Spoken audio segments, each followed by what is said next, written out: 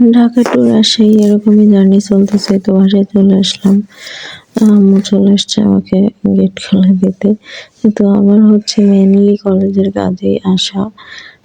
তো সেই জন্যই আমি এত তাড়াহুড়ো করে আসলাম, না হলে এই ঠান্ডার মধ্যে কখনোই আসতাম না। আর রাজশাহীতে এসে বুঝলাম যে কি পরিমাণ ঠান্ডা রে ভাই, প্রচুর ঠান্ডা।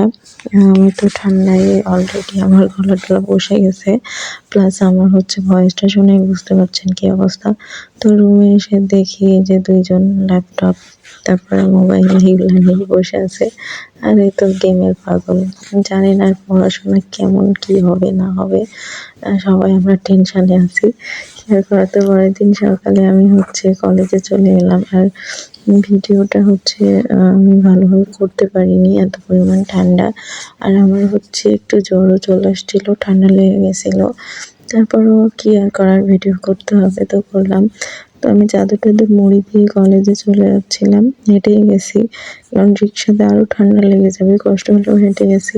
তো কথা বলতে বলতে কলেজে চলে আসলাম। আর মেনলি আমার কলেজের কাজের জন্যই এত তাড়াহুড়ো করে আসা। আমাকে ছাড়া কাজটা হতোই না। আমি ফোন দিয়েছিলাম কলেজে, কিন্তু কিছুতেই কিছু হবে না, আমাকেই আসতে হবে বলছিল স্যারেরা। তো কি আর করার, আমার হচ্ছে অ্যাসাইনমেন্ট করা হয়নি, ভাইবা দেওয়া হয়নি, এই জন্য আরও বলছিল। তো এসে দেখি 16ই ডিসেম্বরের অনুষ্ঠানের প্রস্তুতি চলছে। আর আমি আমাদের কলেজের এই অনুষ্ঠানটা অনেক মিস করি। আমার খুবই ভালো লাগে আমাদের কলেজের প্রোগ্রাম। তো অফিসে গিয়ে বললো যে আপনার খাতা বানাতে হবে। যা, যা লাগবে সেগুলো হচ্ছে বাজার থেকে কিনে রেডি করে তারপর লিখে জমা দেন। তো আমি সেটাই বানাতে চলে গেলাম। এখানে বানিয়ে নিলাম ট্রাম্প পেপার।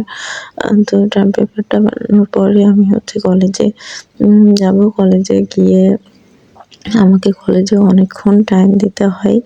মানে আমাকে স্যারেরা কিছুতেই ছাড়তেছিল না। আর খুব বাঁশ দিছে আমাকে, অনেক বাঁশ দিছে স্যারেরা, অনেক বকাবকি করলো।